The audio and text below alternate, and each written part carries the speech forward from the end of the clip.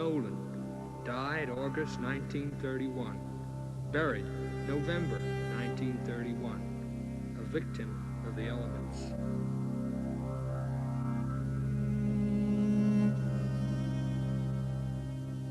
Despite their hostility to man, the burning heat, the sparseness of vegetation, the lack of water, deserts exert a strange fascination.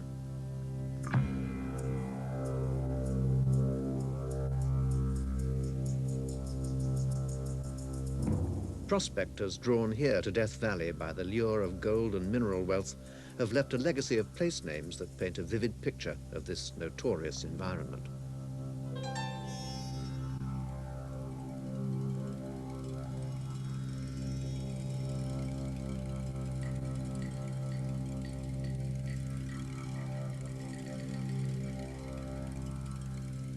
Such parched wildernesses may seem remote. Man does not readily choose to live under such conditions. Yet hot deserts are one of our planet's most important features, occupying almost a fifth of the entire land surface. But the popular conception of a desert as endless tracts of sand is only one aspect of a much more complex environment in which heat, wind and water play crucial roles.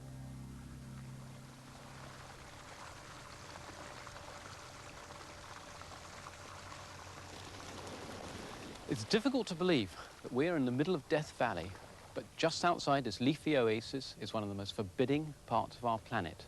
In the summer, the temperature may climb as high as 134 degrees Fahrenheit, while on the ground, the temperature may go within 10 degrees of boiling water.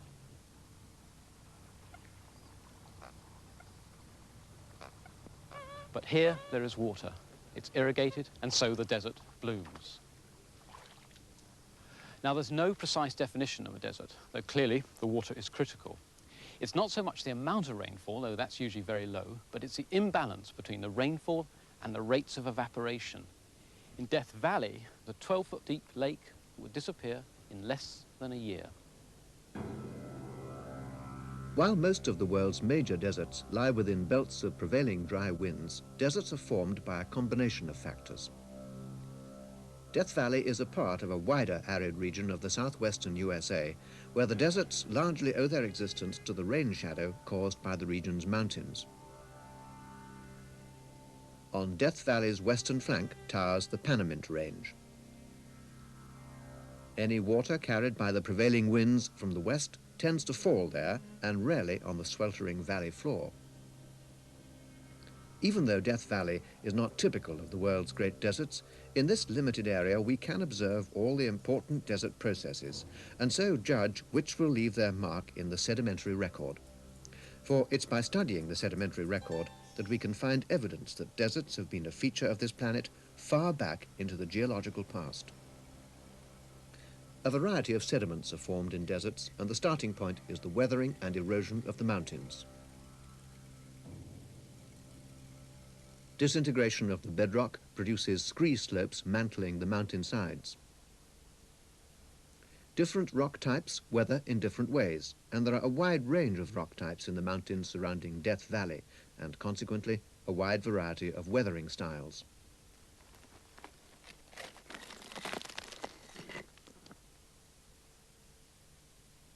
These spectacularly shattered boulders were weathered by a process common in arid areas, salt shattering. Salts within the rocks dissolve in water from dew and the limited rainfall. Then, with the enormous rates of evaporation, crystals grow and with their expansion split the rocks apart. There's only one agent to transport this coarse weathered debris: water. Though rain may be rare in a desert, when it does come it's usually torrential, and with so little vegetation to hold it back, water runoff is rapid, funneling into canyons to produce flash floods.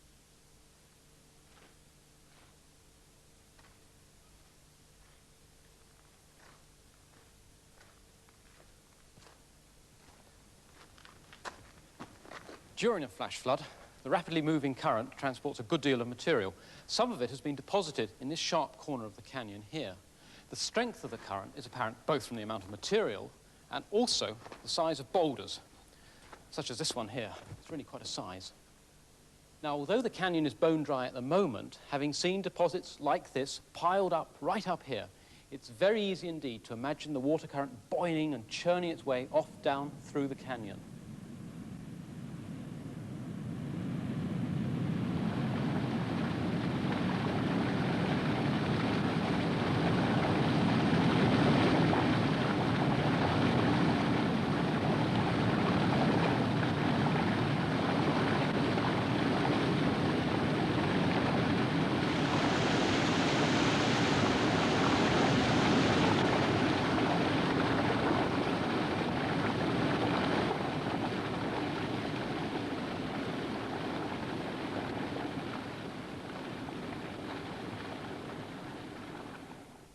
Most of the debris is carried out through the canyon and dumped at the mountain's edge in a conical accumulation of poorly sorted sediment known as an alluvial fan. Some of these fans are gigantic, up to 6 miles long and over 1,000 feet high. They're formed because once the raging floodwaters are released from the confines of the canyon, they spread out, losing depth and velocity, and so can no longer transport the coarser sediment. Broad flood channels run down the fan. Over time, they migrate, depositing sediment over the entire fan. But this is a slow process, and the darker areas of the fan mark parts which have remained undisturbed for many years. These channels are broad and flat, and their floors are covered with a characteristic network of smaller channels formed by braided streams. The braided network consists of short channels and intervening bars. As the sediment-laden floodwater sweeps down the slope, so there's repeated clogging of these channels. As one channel clogs, the stream migrates to cut new channels that repeatedly divide and meet about the low bars. And it's the migration of these braided stream networks that's responsible for the fan's detailed structure. This channel wall shows the structure of the alluvial fan. The sediment is very poorly sorted indeed. There's sand and silt, there are cobbles, there are even some boulders. Overall, water deposition has produced a crude lenticular stratification. Some of the beds are quite fine, but others are much coarser. This variation in the sediment size is a reflection of variation in the strength of the water currents.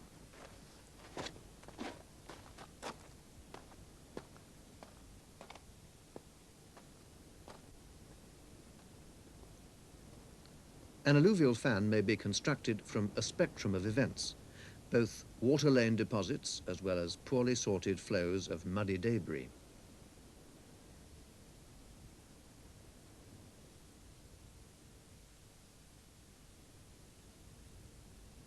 Continued subsidence of Death Valley's floor has allowed thousands of feet of alluvial fan sediments to accumulate. These enormous fans first started to form thousands of years ago, but present rainfall is inadequate to explain their size, and the bulk of the fans was evidently formed in somewhat wetter conditions.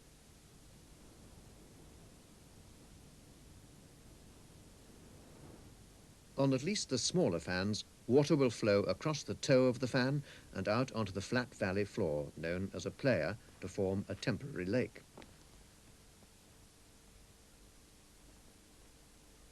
Since water at the base of the fan flows gently, it can only transport the finest sediments, so the playa sediment is composed of fine silts and clays. As the playa dries out in the intense heat, desiccation cracks form. In other areas, the water flowing onto the valley floor contains high concentrations of dissolved salts. With evaporation, these crystallize, forming white blooms. Death Valley's floor forms one of the world's largest salt pans. But although salt is still forming, the overall thickness is too great to be explained by the present-day processes. It's a relic of a huge salty lake that existed some 2,000 years ago. As the ancient lake evaporated, the least soluble salts accumulated on the edges and floor, and finally, the most soluble salt, sodium chloride, crystallized in the center. Recrystallization has subsequently contorted the surface into incredible shapes.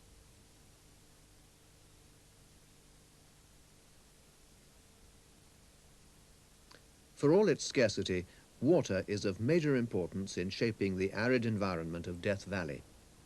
That's clear from the creation of alluvial fans, the accumulation of evaporites and deposition within the playa. But there's another vital agent: wind.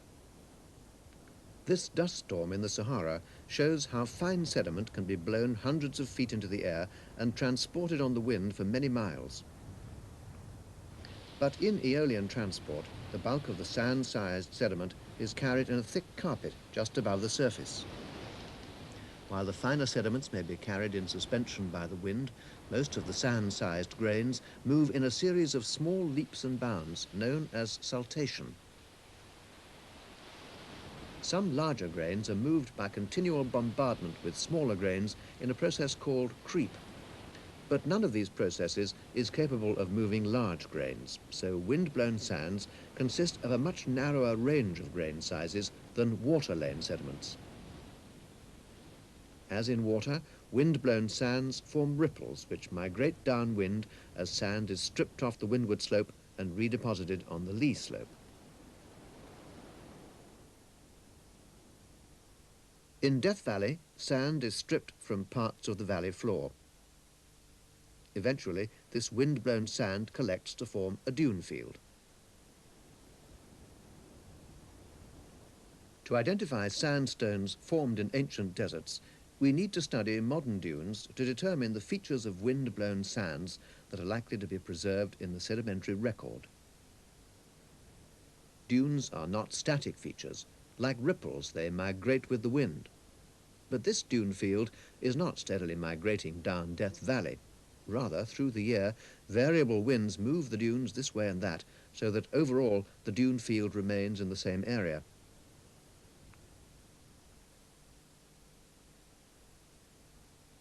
Dunes migrate slowly, and their shapes reflect long-term wind directions. Since there are prevailing winds in Death Valley for parts of the year, we can observe the process of dune migration and see what type of structures are formed. A dune migrates by wind stripping sand off its windward side, and as the sand-laden air flows over the crest, so sand falls out of suspension to form grainfall deposits on the lee slope. This movement of sand and wind over the dune produces a gentle windward slope and a lee slope consisting of a steep upper section and a gentler basal apron. The continued accumulation of sand as the dune migrates is not a simple process, and several distinct processes operate, giving the dune internal structure.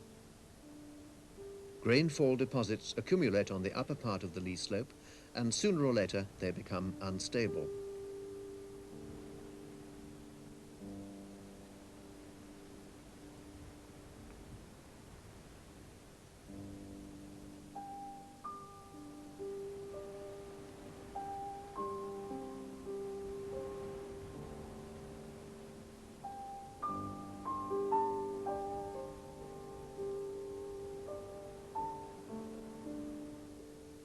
Each avalanche produces a tongue-shaped deposit of sand, tapering at the edges but with little internal structure.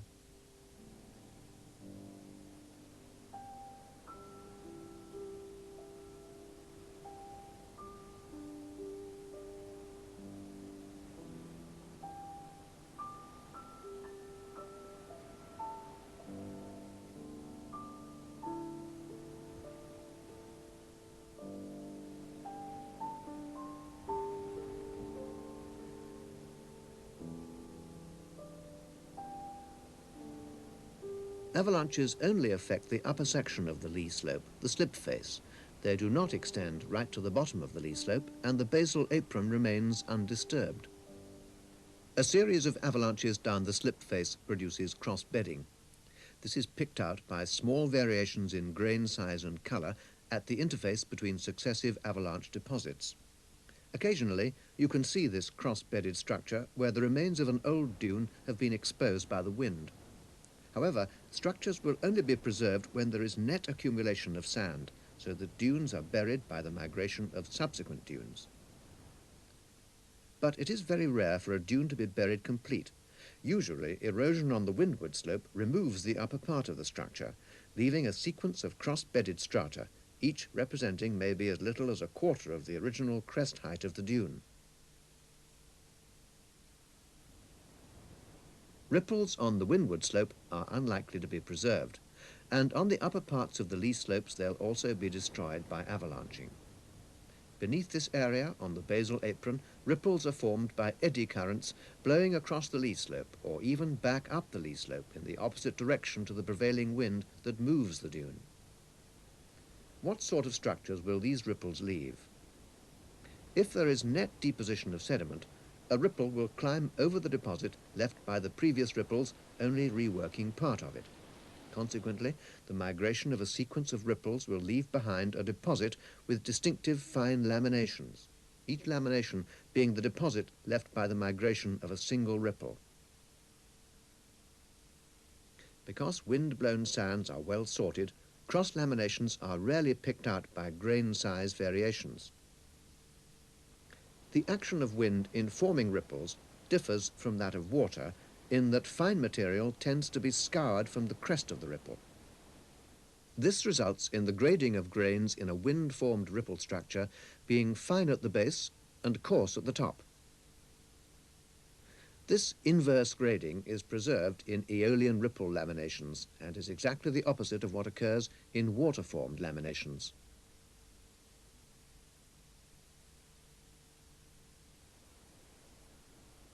So, on the lee slope of a dune, the area where structures are most likely to be preserved, we have ripple laminations formed on the basal apron and avalanche structures on the slip face, giving dune cross-bedding.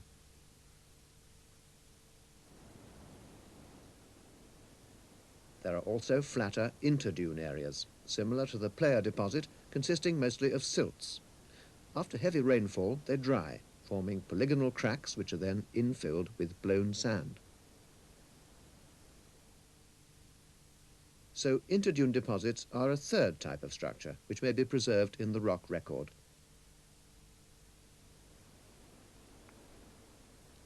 Despite the hostile environment, the dunes are far from lifeless. So in amongst the dunes, animal tracks, burrows and even plant roots may also be preserved. In Death Valley, we've seen a wide variety of modern desert processes and determined a number of features which might be preserved in the geological record. But can we recognize them in ancient deposits, and which are most likely to be preserved? In fact, most deposits of ancient deserts are sandstones, so we'll concentrate on these. Sand dunes are preserved because they tend to form in areas of continuing subsidence, thus allowing the accumulation of great thicknesses of sandstone.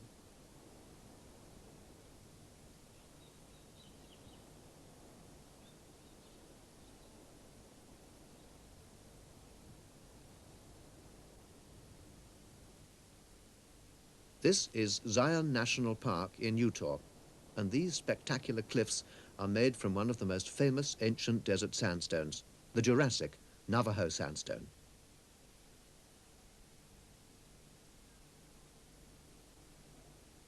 The dune cross-bedding is magnificently exposed and occurs on a huge scale.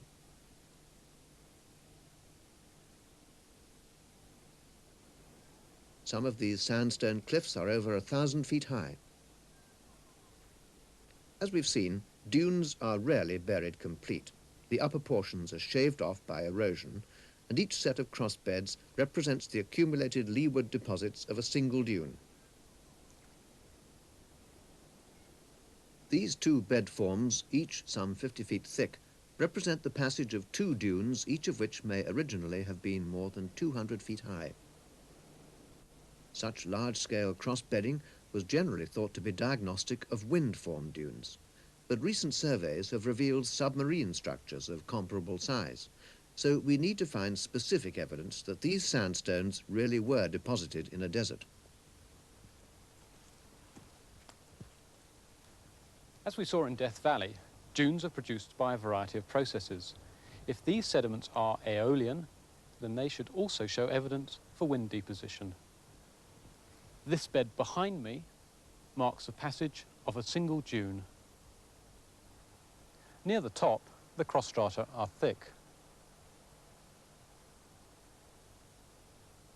But towards the base, they taper to a wedge. What sort of sedimentary processes are responsible for this structure? Over there, the bed is cut more or less parallel to the direction of movement of the dune. And here is the same bed at right angles. That's transverse to the dune's advance. And there are also wedge-shaped structures.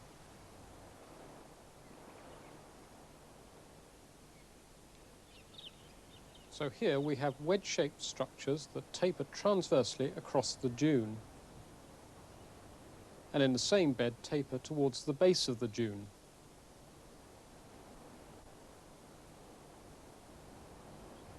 They are avalanche structures formed by sand cascading down the lee slope of this dune. And of course this process results in the avalanche deposits having little internal structure. The bases of these avalanches intertongue with a much finer stratification. These beds were formed by ripples moving across the basal apron. In fact, these ripple-produced laminations are found throughout the Navajo sandstone.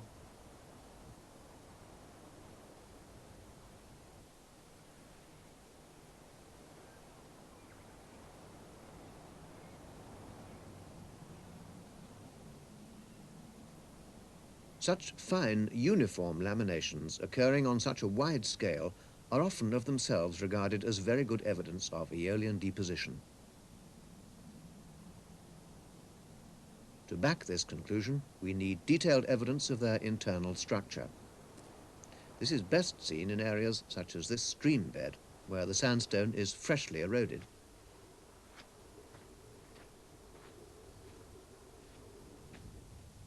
In amongst the fine laminations, the occasional cross-lamination not only gives the direction of migration, but also defines the top and bottom of the lamination. So we can determine that it's the base that's fine-grained, grading upwards to coarser grain size. It's inversely graded, another good indication of Aeolian deposition. Other lines of evidence also support a desert origin for the Navajo sandstone.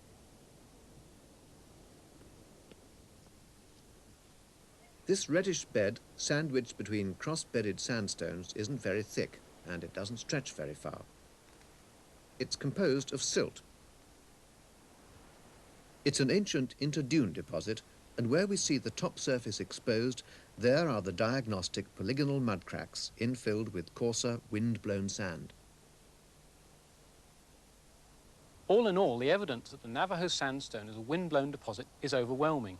We've seen superb dune bedding. We've also seen interdune deposits. But in reconstructing the paleo-environment of the Navajo sandstone, it is necessary to use many lines of evidence. For instance, the texture and the size of the grains, the presence of fossils, dinosaur tracks, and even the occasional dinosaur. It's this combination of evidence together which is used to show that the Navajo sandstone must have been a Jurassic desert.